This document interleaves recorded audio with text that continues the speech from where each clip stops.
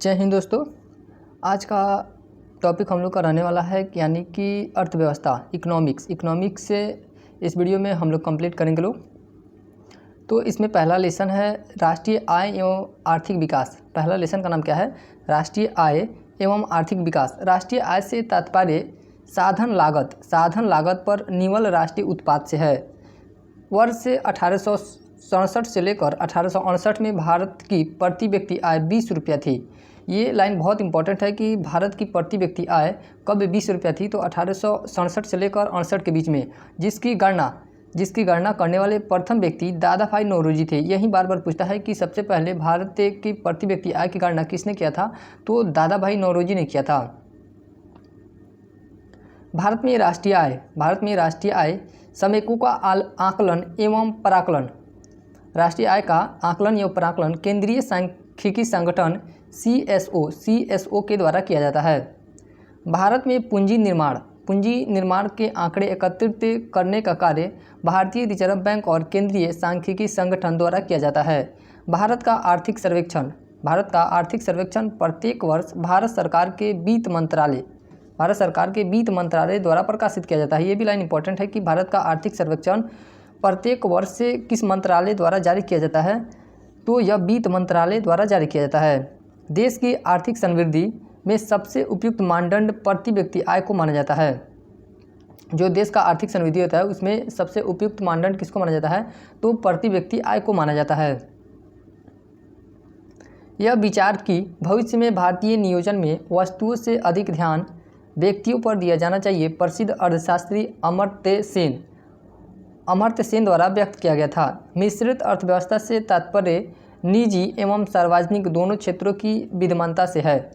भारत में नियोजन मिश्रित अर्थव्यवस्था पर आधारित है। ये भी लाइन इंपॉर्टेंट है कि जो भारत में नियोजन है किस अर्थव्यवस्था पर आधारित है, तो मिश्रित अर्थव्यवस्था पर आधारित है।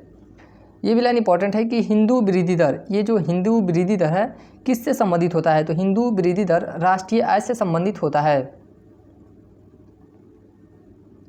भारत में आर्थिक उदारीकरण औद्योगिक लाइसेंसिंग नीति में परिवर्तन के बाद शुरू हुआ। भारतीय अर्थव्यवस्था में उदारीकरण का अग्रदूत डॉक्टर मनमोहन सिंह को कहा जाता है।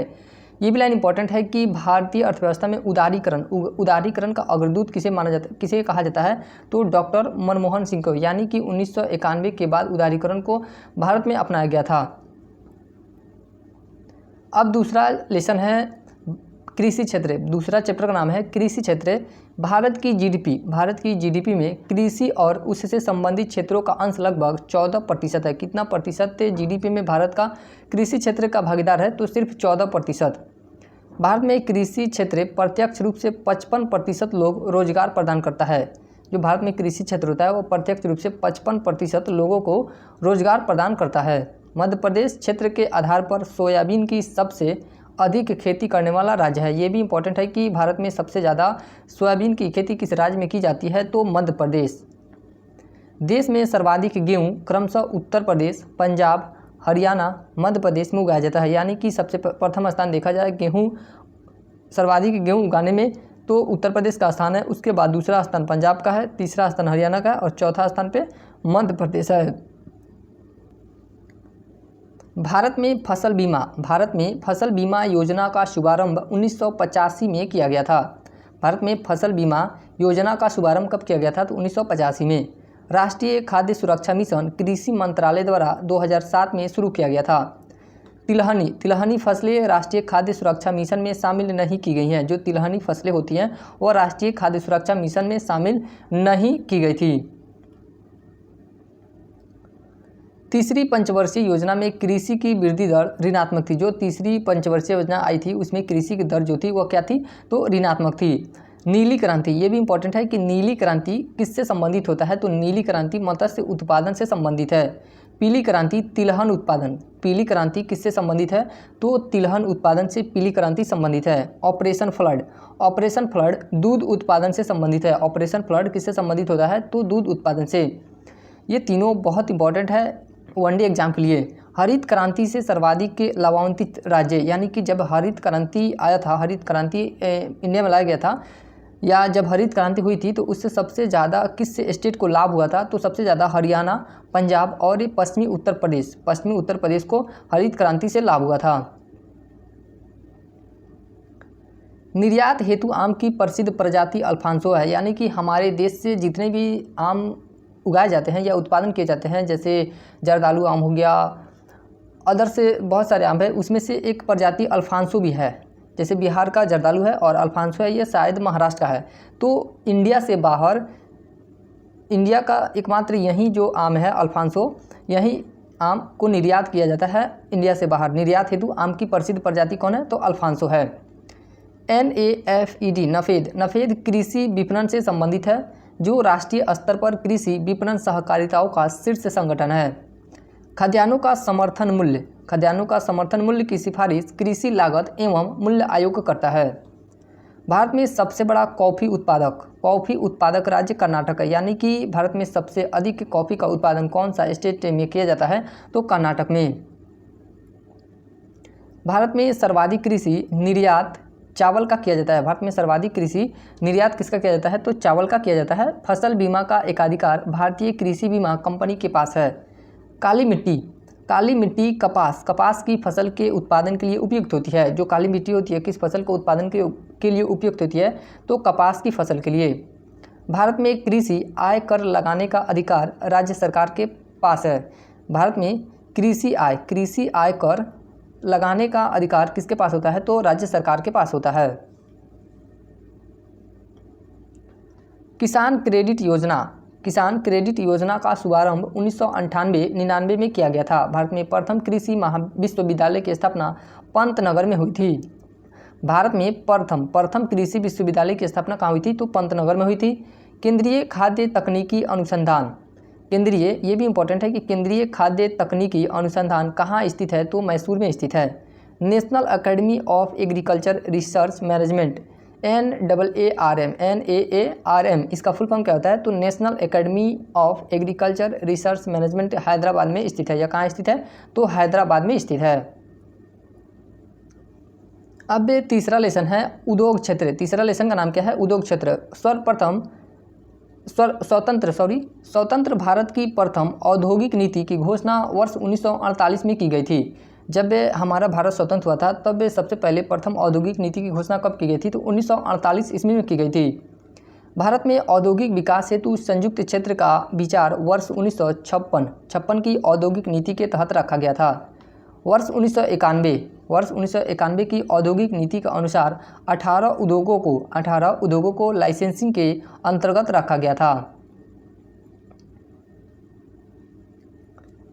भिलाई इस्पात कारखाना, ये भी लाइन बहुत इंपॉर्टेंट है कि भिलाई इस्पात कारखाना जो है वह किसकी सहायता से स्थापित किया गया था, तो रूस की सहायता से स्थापित किया गया था। भिलाई इस्पात कारखाना रूस की सहायता से स्थापित किया गया था। यहाँ से बार बार देश का नाम पूछता है कि किस देश की सहायता से कौन सा इस्पात कारखाना लगाया गया था।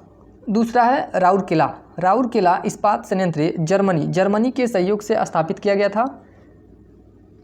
भिलाई इस्पात संयंत्र एक सार्वजनिक उपकरण है। यह कैसा उपकरण है, तो सार्वजनिक उपक्रम है। बोकारो इस्पात संयंत्र सोवियत संघ की सहायता से स्थापित किया गया था। भारतीय हीरा संस्थान सूरत में स्थापित किया गया था। भारतीय हीरा संस्थान कहाँ है, तो सूरत में। दुर्गापुर उड़ीसा जो इस्पात संयंत्र है वह कहाँ पे है, तो उड़ीसा में है। इस्पात संयंत्र यूके के सहयोग से स्थापित किया गया था। भारत संचार निगम लिमिटेड BSNL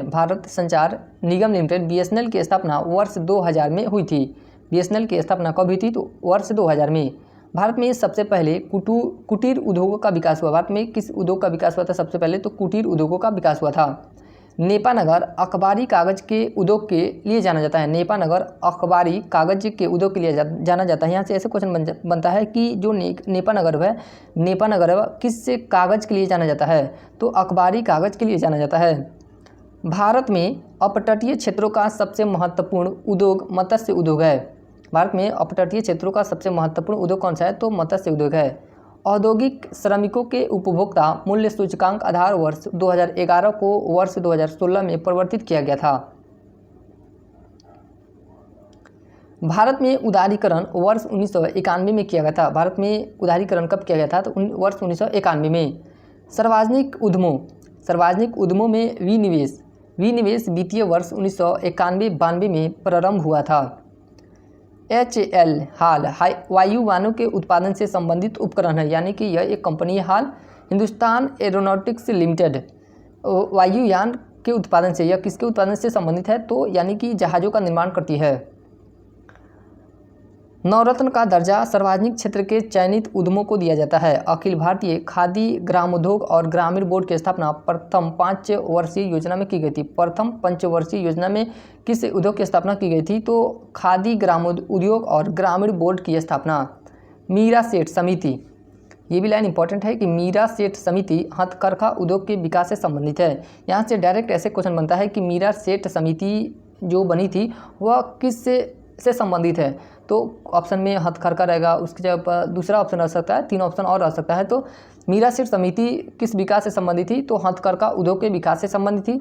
सत्यम समिति वस्त्र नीति से संबंधित थी।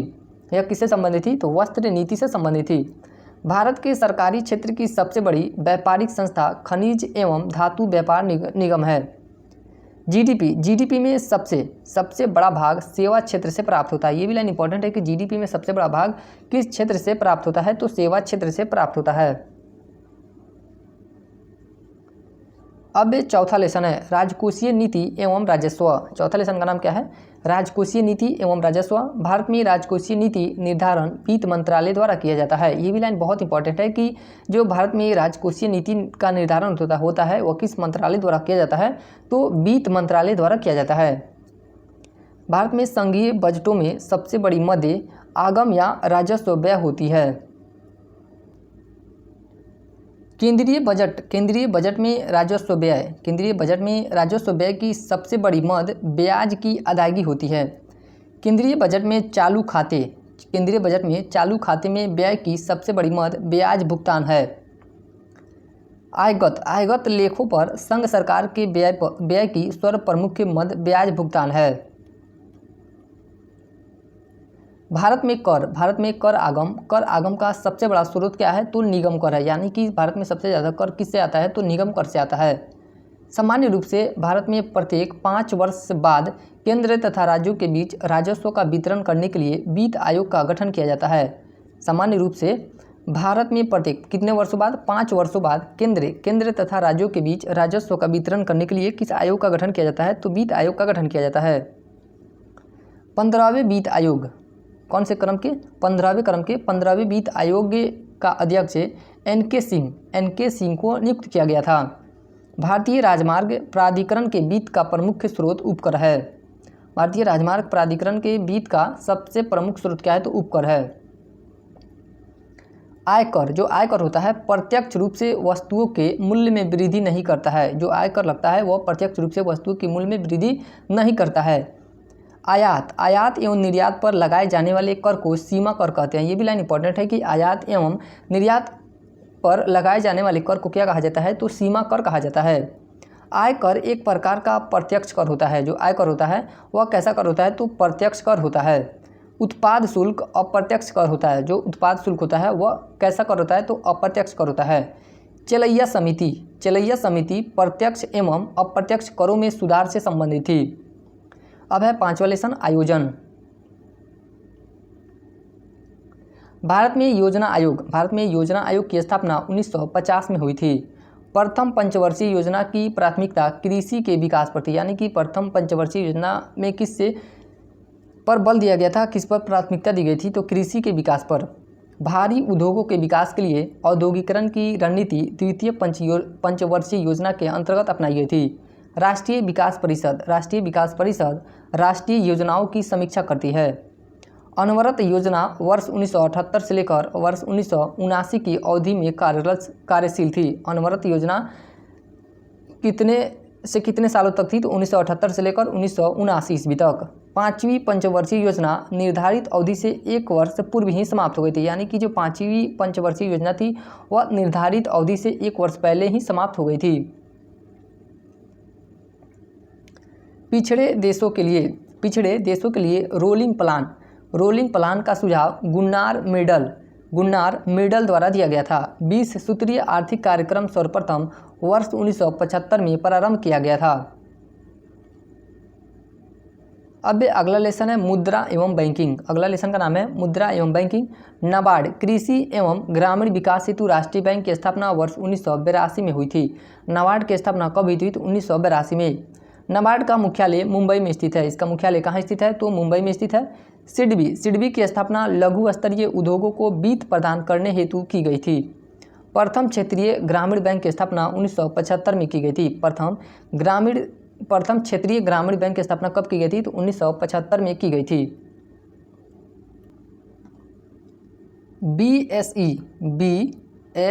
बीएसई सेंसेक्स सूचकांक में 30 कंपनियों को शामिल किया गया है। ये भी लाइन इंपॉर्टेंट है कि यहाँ से ऐसे क्वेश्चन बनता है कि बीएसई सेंसेक्स सूचकांक में कितनी कंपनियों को शामिल किया गया है? तो 30 कंपनियों को शामिल किया गया है। भारत में जिससे फ्यूचर्स व्यापार को वायदा बाजार आयोग सेबी का प्रभाग द्वारा विनियमित किया जाता है।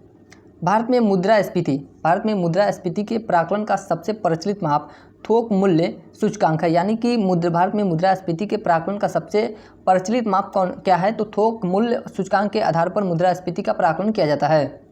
मुद्रास्फीति की दर में एक निश्चित अवधि में आई गिरावट को अस्फीति कहा जाता है। भारत में कर्मचारियों के महंगाई भत्ते का निर्धारण उपभोक्ता मूल्य सूचकांक के आधार पर किया जाता है। भारत में कर्मचारियों के महंगाई भत्ते का निर्धारण किसके द्वारा किया जाता है? तो उपभोक्ता मूल्य सूचकांक के आधार पर किया जाता है।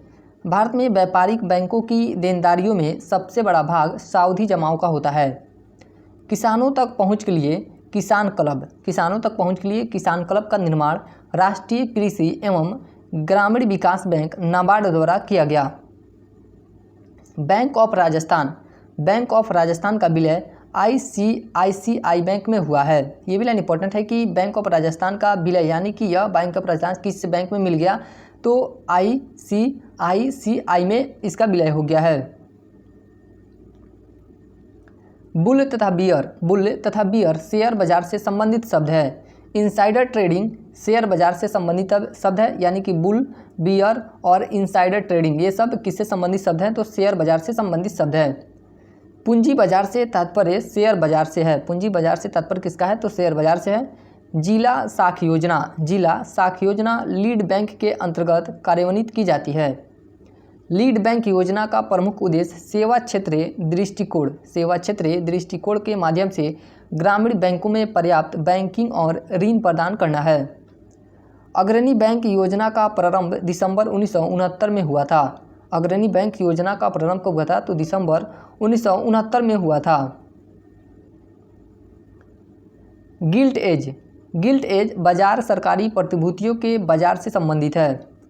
स्मार्ट मनी एवं प्लास्टिक मनी शब्द का प्रयोग क्रेडिट कार्ड से संबंधित है। एसएलआर और सीआरआर को कम करने जैसे वित्त क्षेत्र सुधारों का सुझाव नरसिम्हन समिति ने दिया था। भारतीय रिजर्व बैंक ने सूक्ष्म वित्त के अध्ययन और उस पर सुझाव हेतु वाई.एच. मलेगान समिति का गठन किया था। रिजर्व बैंकों का बैंक कहा जाता है। विनिवेश आयोग के प्रथम अध्यक्ष जीवी रामकृष्ण थे। कौन थे? विनिवेश आयोग के प्रथम अध्यक्ष कौन थे? तो जीवी रामकृष्ण थे। नई थोक मूल्य सूचकांक श्रृंखला का प्रारंभ 14 सितंबर 2010 को हुआ था। नई थोक मूल्य सूचकांक श्रृंखला का प्रारंभ 14 सितंबर 2010 को हुआ था। भारतीय रिजर्व बैंक की स्थापना 1935 में हुई थी। भारतीय रिजर्व बैंक यानी कि आरबीआई की स्थापना कब हुई थी? तो 1935 ईस्वी में हुई थी। भारत में मौद्रिक नीति का निर्माण आरबीआई करता है। व्यावसायिक बैंकों की रिजर्व बैंक के पास कुल जमा एवं आरक्षित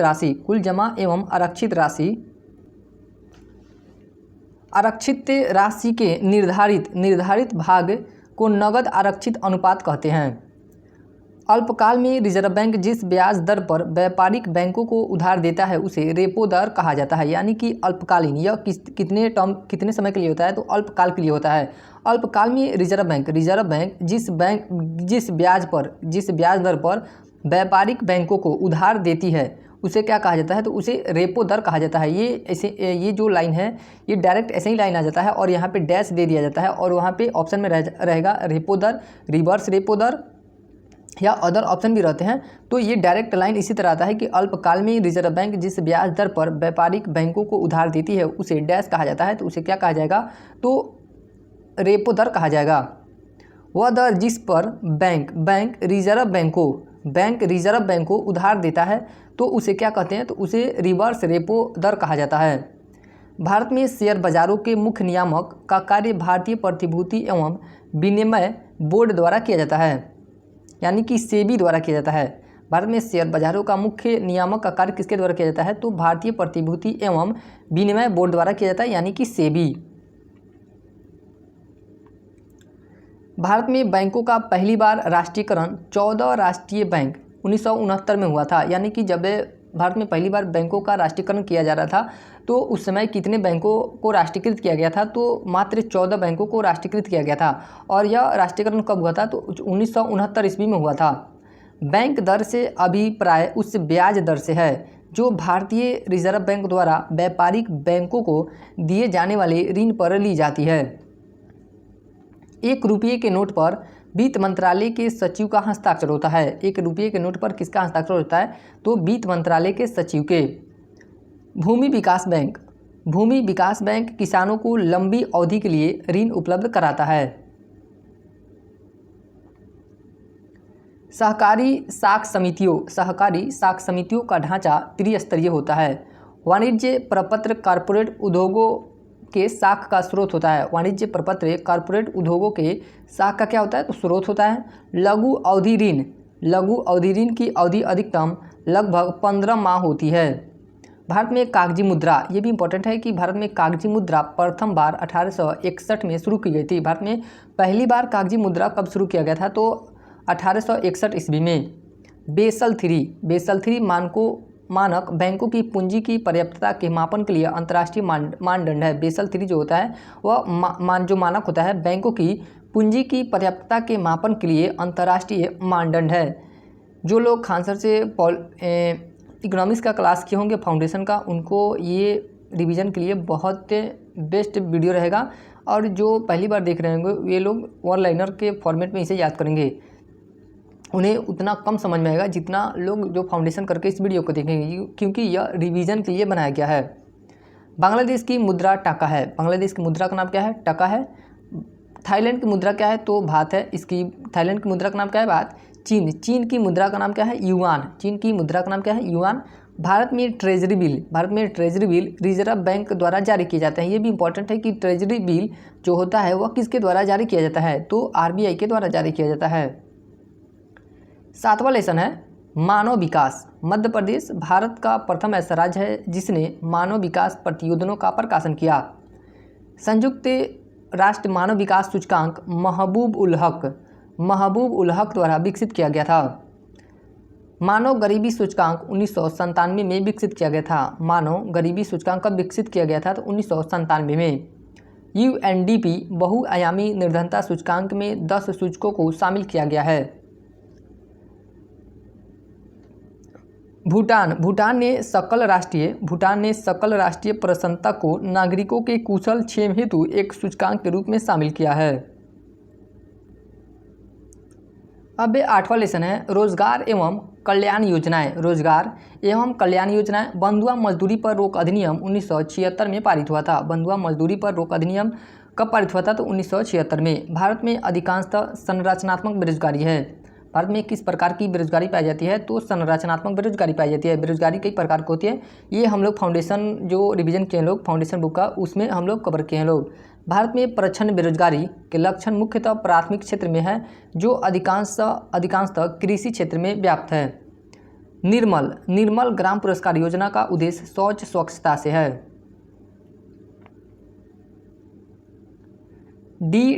DWRCA योजना गरीबी रेखा से नीचे रहने वाली महिलाओं को आत्मनिर्भर बनाने और उनके स्तर को ऊपर उठाने से संबंधित है। स्वावलंबन योजना का उद्देश्य महिलाओं को प्रशिक्षण एवं कौशल प्रदान करना है। असंगठित श्रमिक सामाजिक सुरक्षा अधिनियम 2008 में पारित हुआ था। स्वाधार भारत सरकार की कठिन परिस्थितियों में रह रही महिलाओं के लाभार्थ प्रायोजित योजना है। भारत निर्माण योजना का संबंध अवस्थापना विकास से है। संगम योजना का उद्देश्य दिव्यांग लोगों का विकास से करना है। संगम योजना का उद्देश्य क्या है? तो दिव्यांग लोगों का विकास करना। संकल्प परियोजना HIV और एड्स के उन्मूलन से जुड़ी हुई है। राष्ट्रीय बाल कोष की स्थापना 1979 में की गई थी। भारत सरकार ने जून 2011 में स्वर्ण जयंती ग्रामीण स्वरोजगार योजना को राष्ट्रीय ग्रामीण आजीविका मिशन द्वारा प्रतिस्थापित किया। राष्ट्रीय ग्रामीण रोजगार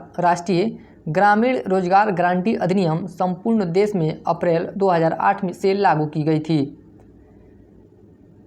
राष्ट्रीय ग्रामीण रोजगार गारंटी अधिनियम का नाम अक्टूबर 2009 में मनरेगा कर दिया गया। जो मनरेगा राष्ट्रीय ग्रामीण रोजगार गारंटी अधिनियम का नाम किया गया था मनरेगा, यह कब किया गया था? तो 2009 में किया गया था। भारत में सामुदायिक विकास कार्यक्रम 2 अक्टूबर 1952 को आरंभ हुआ। भारत में सामुदायिक विकास कार्यक्रम कब प्रारंभ हुआ? 2 अक्टूबर 1952। राष्ट्रीय ग्रामीण विकास संस्थान हैदराबाद में स्थित है। ये कहाँ स्थित है संस्थान? राष्ट्रीय ग्रामीण विकास, तो यह हैदराबाद में स्थित है।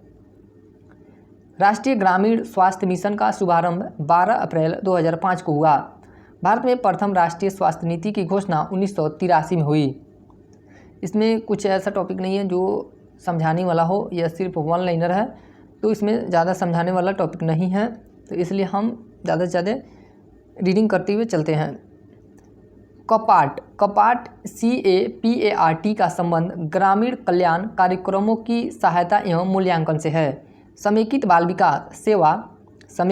विकास सेवा नामक कार्यक्रम वर्ष 1975 में प्रारंभ हुआ था। UID योजना के अंतर्गत पहला आधार गांव थेम्बली महाराष्ट्र था। UID योजना के अंतर्गत पहला आधार गांव कौन सा था? तो थेम्बली था, और यह कहाँ का था? गांव महाराष्ट्र का। सर्व शिक्षा अभियान 6 से 14 वर्ष के आयु के वर्ग के बच्चों के लिए है। जो स्वर शिक्षा अभियान चलाया गया है वह कितने वर्ष के बच्चों के लिए होता है? तो 6 से 14 वर्ष के बच्चे के लिए। मिड डे मील योजना 1995 में प्रारंभ हुई थी। जो सरकारी स्कूलों में खाना वितरण किया जाता है उसे ही मिड डे मील योजना कहा जाता है। यह कब से प्रारंभ की गई थी? तो 1995 में। दृष्टिबाधितों के लिए राष्ट्रीय दृष्टि विकलांग संस्थान देहरादून में स्थित है। विश्व साक्षरता दिवस 8 सितंबर को मनाया जाता है। विश्व साक्षरता दिवस कब मनाया जाता है? तो 8 सितंबर को। अंतर्राष्ट्रीय महिला दिवस 8 मार्च को मनाया जाता है। अंतर्राष्ट्रीय महिला दिवस कब मनाया जाता है? तो 8 मार्च को मनाया जाता है। विश्व उपभोक्ता अधिकार दिवस 15 मार्च को मनाया जाता है। विश्व उपभोक्ता अधिकार दिवस कब मनाया जाता है? तो 15 मार्च को। भारत में निर्धनता के स्तर पर अकाल उपभोग व्यय के आधार पर किया जाता है। सार्वजनिक वितरण प्रणाली का लक्ष्य गरीबों को खाद्य सुरक्षा उपलब्ध कराना है। गरीबी उन्मूलन का नारा छठी पंचवर्षीय योजना में दिया गया था। ये भी लाइन बहुत इंपॉर्टेंट है कि गरीबी उन्मूलन का नारा किस पंचवर्षीय योजना में दिया गया था? तो छठी पंचवर्षीय योजना में दिया गया था। ये क्वेश्चन बहुत बार रिपीट हुआ है कि गरीबी का नारा किस पंचवर्षीय योजना में दिया गया था। भारत में परिवार नियोजन का कार्यक्रम वर्ष 1952 में आरंभ किया गया था। अगला लेसन का नाम है आयात निर्यात। अगला लेसन का नाम क्या है? आयात निर्यात। माल के आयात हेतु विदेशी विनिमय की स्वीकृति भारतीय रिजर्व बैंक देता है। भारत द्वारा सबसे अधिक विदेशी मुद्रा पेट्रोलियम पदार्थों के आयात पर खर्च की जाती है। एशिया का प्रथम निर्यात प्रसंस्करण क्षेत्र वर्ष 1965 में कंडाला में स्थापित हुआ था।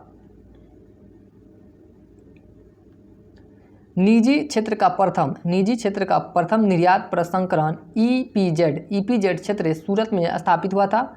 विशेष आर्थिक क्षेत्र SEZ विशेष आर्थिक क्षेत्र SEZ अधिनियम वर्ष 2005 में प्रभावी हुआ। भारत का अधिकतम विदेशी व्यापार USA के साथ है। भारत में अधिकतम विदेशी व्यापार किसके साथ होता है? तो USA के साथ होता है।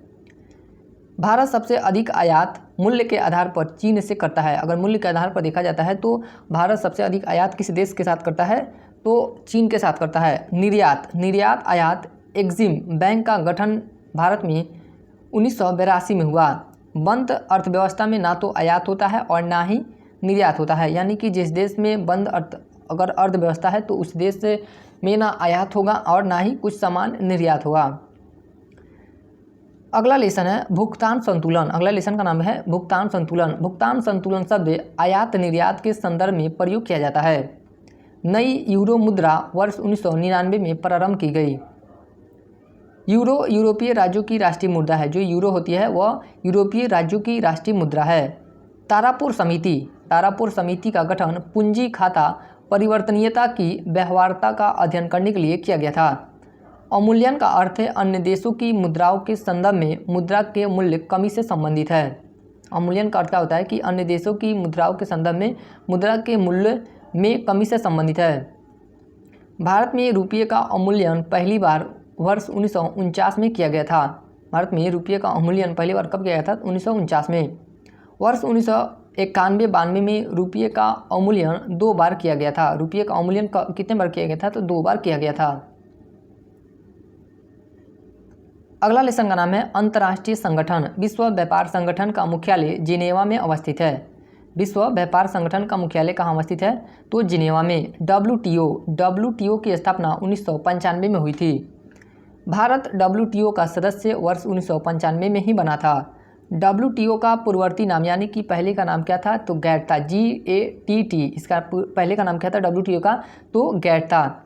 डंकल प्रस्ताव बौद्धिक संपदा अधिकार से संबंधित है। अंतर्राष्ट्रीय मुद्रा कोष का प्रमुख कार्य सदस्य देशों की भुगतान संतुलन संबंधी समस्याओं का समाधान करना है। यूरोपीय आर्थिक समुदाय का मुख्यालय ब्रुसेल्स में स्थित है। यूरोपीय आर्थिक समुदाय का मुख्यालय कहाँ स्थित है? तो ब्रुसेल्स में स्थित है। ब्रिक्स देशों का प्रथम सम्मेलन चीन में हुआ था। ब्रिक्स देशों का प्रथम सम्मेलन कहाँ हुआ था? तो चीन में हुआ था। ब्रिक्स देशों में सर्वाधिक प्रति व्यक्ति आय रूस की है। ब्रिक्स देशों में सर्वाधिक प्रति व्यक्ति आय किसकी है? तो रूस की है। विश्व बैंक की स्थापना 1944 में हुई थी। विश्व बैंक का मुख्यालय वाशिंगटन में है। विश्व बैंक का मुख्यालय कहाँ है? वाशिंगटन में है। G15 विश्व के विकासशील देशों का संगठन है। संयुक्त राष्ट्र संघ के सदस्य देशों की संख्या 193 है। संयुक्त राष्ट्र सुरक्षा परिषद के अस्थायी सदस्यों की संख्या कितनी है? तो 5 है। अब अगला लेसन का नाम है जनगणना। भारत में प्रथम जनगणना 1872 में हुई थी। भारत में प्रथम जनगणना कब हुई थी? तो 1872 ईस्वी में हुई थी। भारत में प्रथम नियमित जनगणना 1881 में हुई थी। जनगणना 2011 के अनुसार भारत में जनसंख्या घनत्व प्रति वर्ग किलोमीटर 382 है। भारत की जनसंख्या घनत्व कितना है? तो 382 है प्रति वर्ग किलोमीटर। 2011 की जनगणना के अनुसार भारत के सर्वाधिक जनसंख्या वाले राज्य उत्तर प्रदेश, महाराष्ट्र और बिहार है। यानी कि सबसे अधिक जनसंख्या किस राज्य में है? तो सबसे पहला उत्तर प्रदेश है और दूसरे स्थान पे महाराष्ट्र है और तीसरे स्थान पे बिहार है। भारत में अधिकतम एवं न्यूनतम जनसंख्या घनत्व वाले राज्य क्रमशः बिहार है। सबसे अधिक के जनसंख्या घनत्व किस स्टेट में है? तो बिहार में, और सबसे कम जनसंख्या घनत्व अरुणाचल प्रदेश में है। जनगणना 2011 के अनुसार भारत में बाल जनसंख्या 0 से 6 वर्ष का लिंगानुपात 919 है। भारत में पुरुष स्त्री अनुपात 1000 पुरुषों पर कितनी स्त्री हैं? तो 943 है। इसे ही लिंगा अनुपात कहा जाता है। भारत में केंद्र शासित प्रदेशों में न्यूनतम लिंगा अनुपात दमन एवं दीव में है। 2011 की जनगणना के अनुसार प्रति 1000 पुरुषों पर सर्वाधिक महिलाओं की संख्या केरल राज्य में है। यानी कि सबसे अधिक के लिंगा अनुपात किस राज्य का था? तो केरल राज्य का था। भारत में अनुसूचित जनजातियों की कुल संख्या का 8.6% है। भारत में अनुसूचित जनजातियाँ कुल जनसंख्या का 8.6% हैं। अनुसूचित जातियों का कुल जनसंख्या के सबसे अधिक प्रतिशत पंजाब में है। भारत में सर्वाधिक ग्रामीण साक्षरता केरल राज्य में है। भारत में सर्वाधिक ग्रामीण साक्षरता किस स्टेट में है? तो केरल राज्य में। अगला लेसन का नाम है विविध।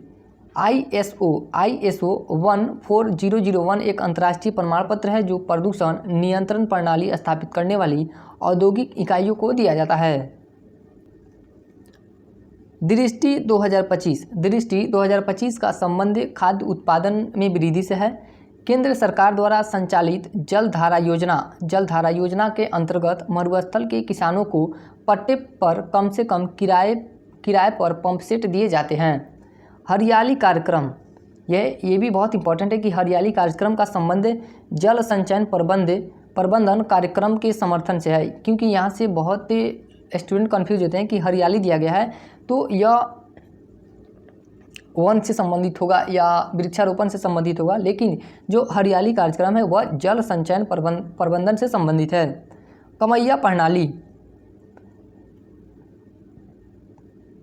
कमैया प्रणाली नेपाल में अनुबंधित श्रमिकों की पीढ़ी दर पीढ़ी चलने वाली प्रणाली से संबंधित है। जहां मांग से अधिक आपूर्ति होती है उसे क्रेता बाजार कहते हैं। जहां मांग से अधिक आपूर्ति होती है उसे क्या कहा जाता है? तो उसे क्रेता बाजार कहते हैं। व्यावसायिक संपत्तियों के न्यायशीता सिद्धांत का प्रतिपादन महात्मा गांधी ने किया था। व्यावसायिक संपत्तियों के न्यायशीता सिद्धांत का प्रतिपादन किसने किया था? तो महात्मा गांधी ने। एगमार्क गुणवत्ता गारंटी की मोहर है। ITC नामक कंपनी ने ई-चौपाल नामक ग्रामीण विपणन तंत्र प्रारंभ किया है। कौटिल्य का अर्थशास्त्र 15 अधिकरणों में विभाजित है। कौटिल्य का अर्थशास्त्र कितने अधिकरणों में विभाजित है? तो 15। भारतीय उद्यमिता विकास संस्थान अहमदाबाद में स्थित है। भारतीय उद्यमिता विकास संस्थान कहाँ स्थित है? तो अहमदाबाद में स्थित है। इको मार्क उन भारतीय उत्पादों को दिया जाता है जो पर्यावरण के अनुकूल हैं। प्रोजेक्ट एरो का संबंध डाकघरों के आधुनिकीकरण से है। प्रोजेक्ट एरो का संबंध किससे है? तो डाकघरों के आधुनिकीकरण से है। सांसद स्थानीय विकास निधि योजना वर्ष 1993 में प्रारंभ की गई थी।